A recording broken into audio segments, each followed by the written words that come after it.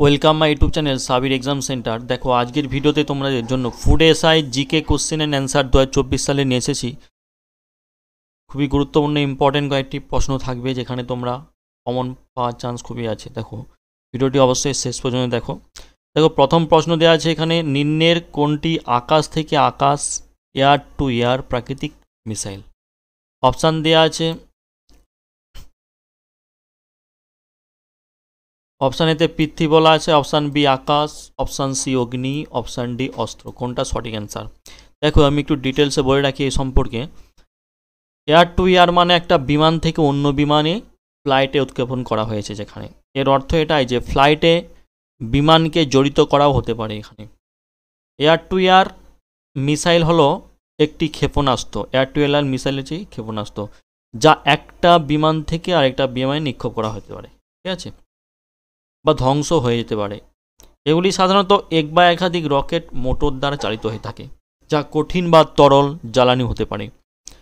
তবে অন্য একটা বিমানে এয়ার টু এয়ার রকেটের প্রথম পরিচিত সফল আক্রমণটি হয়েছিল, এই সালটা তোমরা অবশ্যই মনে রাখো,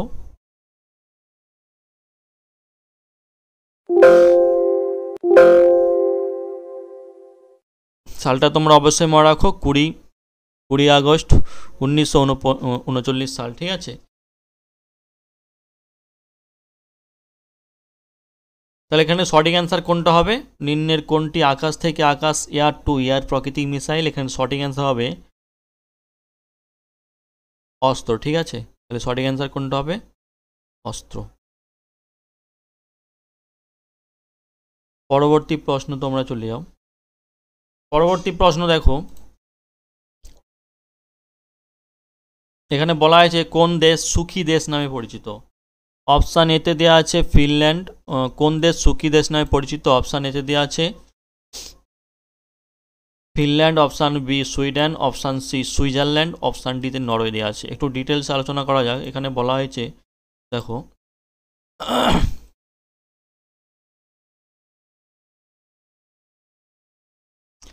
যে ফিনল্যান্ড 2021 সালের রিপোর্টের ভিত্তিতে ফিনল্যান্ড বিশ্বের সবচেয়ে সুখী দেশ হিসাবে স্থান পেয়েছে।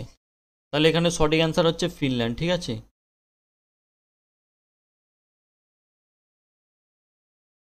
সঠিক অ্যান্সার হচ্ছে ফিনল্যান্ড, যেহেতু বিশ্বের সবচাইতে সুখী দেশ হিসাবে চিহ্নিত করা হয়েছে ফিনল্যান্ডকে। এটি হচ্ছে 2021 সালের রিপোর্টের ভিত্তিতে ফিনল্যান্ড বিশ্বের সবচেয়ে সুখী দেশ হিসাবে স্থান পেয়েছে। মোট সম্ভাব্য 10 স্কোরের মধ্যে পেয়েছিলেন 10.842 স্কোর করেছিলেন, ঠিক আছে। স্কোরটা তোমরা অবশ্যই মনে রাখবে, আর সালটা মনে রাখবে 2021। পরবর্তী প্রশ্ন দেখো, নিউ ইয়র্ক শহরটি কোন নদীর তীরে অবস্থিত? নিউ ইয়র্ক শহরটি কোন নদীর তীরে অবস্থিত?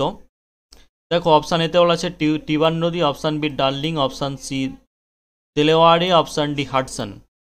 একটু ডিটেলস আলোচনা করি। দেখো নিউ ইয়র্ক শহরটি কোন নদীর তীরে অবস্থিত? নিউ ইয়র্ক শহরটি অবশ্যই হাডসন নদীর তীরে অবস্থিত। অপশান ডি হচ্ছে সঠিক অ্যান্সার, হাডসন নদী, ঠিক আছে, যা শহরের একটা বৃহত্তম নদী হিসাবে চিহ্নিত করা হয়েছে। হাডসন নদী হচ্ছে আদিরন্ড্যাক্স উৎপন্ন হয়েছে যেখানে, এবং দক্ষিণে নিউ ইয়র্ক হারবারে প্রবাহিত হয়েছে এটি। নদীটি শহর থেকে উত্তরে ট্রয় এনওয়াইতে, এটা মনে রাখবে, শহরের উত্তরে ট্রয় এনওয়াইতে ফেডারেল বাগ পর্যন্ত একটা জোয়ারের মোহনা পর্যন্ত এটা গিয়েছে, ঠিক আছে। এই হাডসন নদীটা হচ্ছে বিনোদনের জন্য একটা জনপ্রিয় গন্তব্যস্থান। বিনোদন যার জন্য মানুষকে, হাডসন নদীটা হচ্ছে একটা গন্তব্যস্থান, ঠিক আছে। নিউ ইয়র্ক স্টেটের একটা সংজ্ঞায়িত প্রাকৃতিক বৈশিষ্ট্য এটাই যে নদীটির নাম হেনরি হাডসনের নামে রাখা হয়েছিল। এই নদীটি কার নামে রাখা হয়েছিল?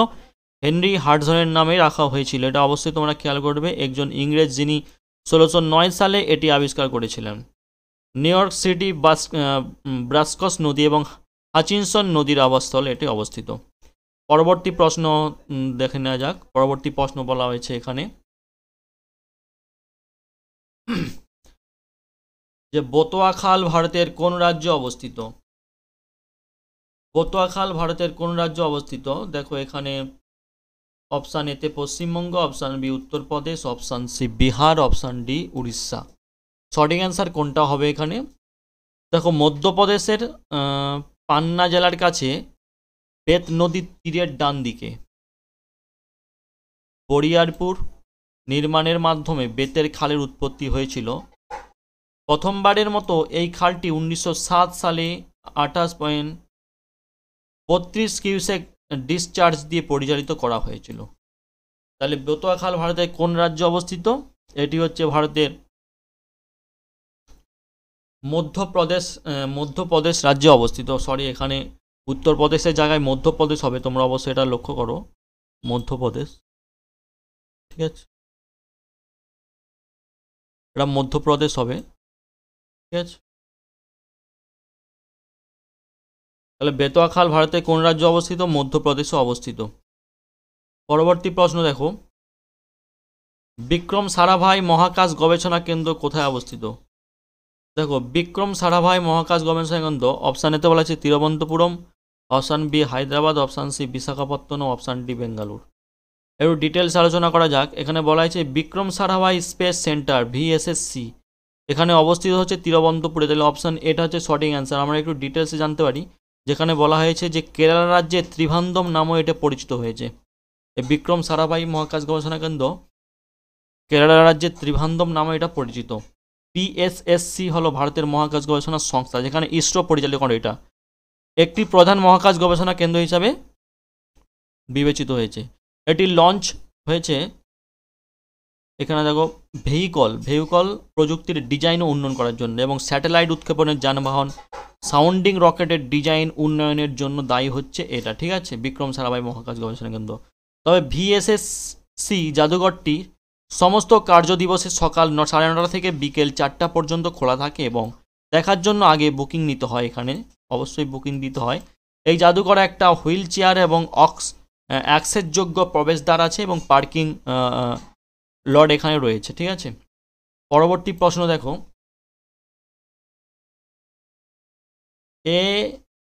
ASSOCHAM এর সম্পূর্ণ রূপটা কি? অপশান এতে বলা হয়েছে associate chambers of commerce and industry এবং বিতে associate commerce, CA associated chambers in India এবং ডিতে অ্যাসোসিয়েশন অফ কমার্স। দেখো ASSOCHM এর সম্পূর্ণ রূপ হচ্ছে associated chamber of commerce and industry of India. ঠিক আছে, তাহলে সঠিক অ্যান্সার কিন্তু অপশান এটা হচ্ছে সঠিক অ্যান্সার। একটু ডিটেলস আলোচনা করা যাক। এটি হচ্ছে একটা বেসরকারি ট্রেড অ্যাসোসিয়েশন বা অ্যাডভোকেসি গ্রুপ যা ভারতে ব্যবসা বাণিজ্যের স্বার্থের প্রতিনিধিত্ব করে। ASSCHM 1920 সালে ভারতে ব্যবসায়ী সমিতির নেতৃত্বে চেম্বার অফ কমার্সের একটা গ্রুপ দ্বারা প্রতিষ্ঠিত করা হয়েছে। এটা অবশ্যই তোমরা মনে রাখবে। এটি ভারতের প্রাচীনতম শীর্ষ চেম্বার, যেখানে 45,000 সদস্যের নেটওয়ার্ক এখানে রয়েছে। 4,50,000, ঠিক আছে, নেটওয়ার্ক সদস্য এখানে রয়েছে।